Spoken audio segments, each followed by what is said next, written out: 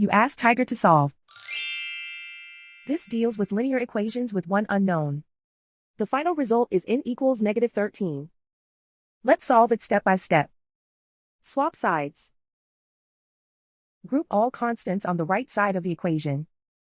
Add 6 to both sides. Simplify the arithmetic.